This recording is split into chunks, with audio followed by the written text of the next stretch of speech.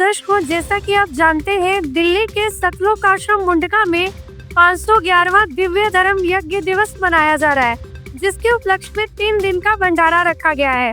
तो संत रामपाल जी महाराज जी के द्वारा और उनके शिष्यों के द्वारा काफी निमंत्रण पत्र आम समाज को और हमारे जो जनमान्य नेता है या एमएलए कह लीजिए, उनको भी दिए जाते हैं। तो अभी मेरे साथ मौजूद है मुंडका विधानसभा धर्मपाल लाकड़ा जी के बड़े बेटे मेरे साथ मौजूद है। आज ये यहाँ पर आए हैं सतलोक आश्रम मुंडका में। तो चलिए इससे बात करते हैं और जानते हैं इनको यहाँ पर आकर कैसा लगा। सर नमस्कार। सर जी। सर देखिए, आज आप यहाँ पर आए हैं सतलोक आश्रम मुंडका में। तो सबसे पहले तो आप ये बताइए कि आपको इस भंडारे के बारे में क्या कहना चाहेंगे, कैसा लगा आपको यहाँ पर आकर? बात भंडारे की करूं कि आश्रम की?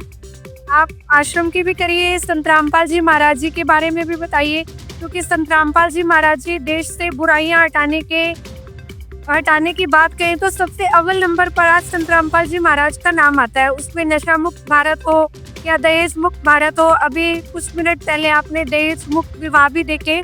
तो क्या कहना चाहेंगे आप संत रामपाल जी महाराज के बारे में?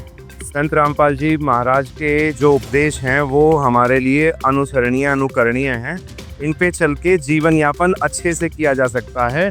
ये दूसरों के लिए प्रेरणा स्रोत बन सकते हैं। जो ये विचार उनके हैं, जो हमारे लिए कानून है, हमें जिनका पालन करना पड़ता है, ये सभी अनुयायी उनके कहे कथनों पर चल के बीड़ी मुक्त, नशा मुक्त, शराब मुक्त समाज की जो स्थापना होने लग रही है। जो कल तक बच्चे इधर उधर दूसरी जगहों पे बैठते और अच्छा बुरा कुछ न कुछ सीखते, वो ऐसी जगह जब आते हैं देखने में बहुत अच्छा लगता है कि यहाँ पे बच्चे दूसरों के सेवा भाव, सेवा करने संबंधित चीज़ें सीख रहे हैं, एक दूसरे से जुड़ना, भगवान का नाम लेना, उस तरह की बातें जो सीख रहे हैं। तो ये देखिए बहुत अच्छा लगता है जी। देखिए सर, जैसा कि आप एक सामाजिक कार्यों में अव्वल रहते हैं और आप जो समाज में बुराइयां चल रही है उसको नजदीकी से देख भी पाते हैं और समझ भी पाते हैं। और वहीं दूसरी ओर संत रामपाल जी महाराज जी और उनके शिष्य अग्रसर लगे हुए हैं समाज को एक दूसरी दिशा की ओर ले जाने में।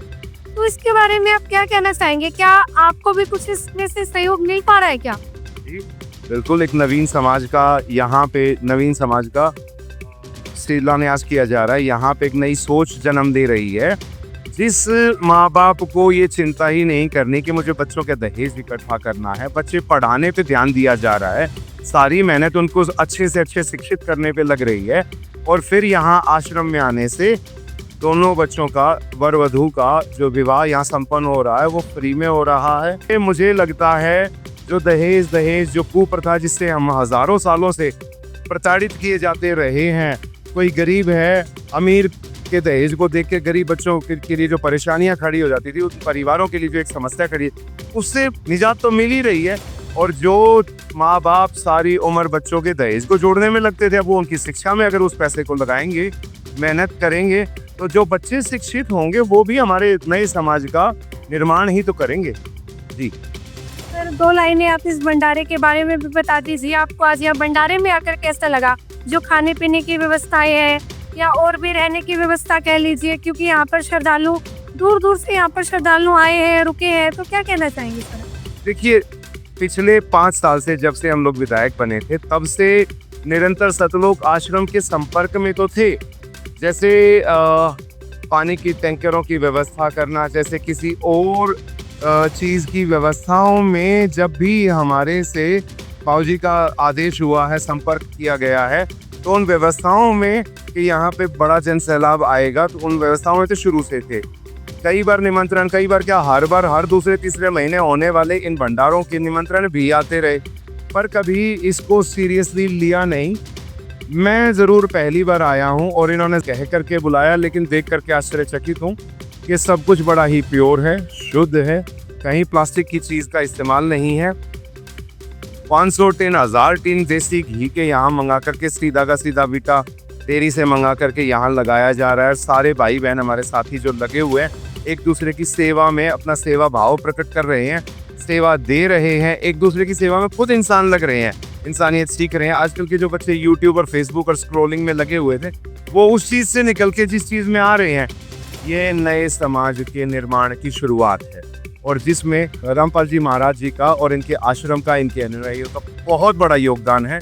इस भंडारे में आकर के 511वें धर्म युग में आकर के बहुत अच्छा लग रहा है। बहुत बहुत धन्यवाद सर, थैंक यू सर। एक छोटा सा सवाल और पूछना चाहूंगी आपसे।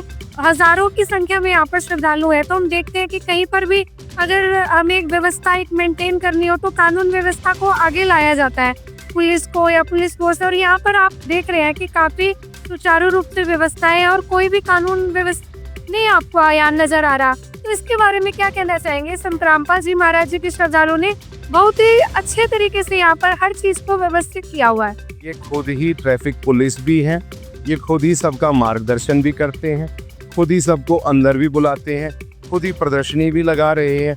इनकी पूरी टीम जो सेवा भाव सेवादार जो हैं, खुद ही प्रदर्शनी भी दिखाते हैं, खुद ही हर चीज़ ये आगे से आगे मैनेज कर रहे हैं। वही टीम है, वही मेंबर हैं और वही सर्विसमैन है।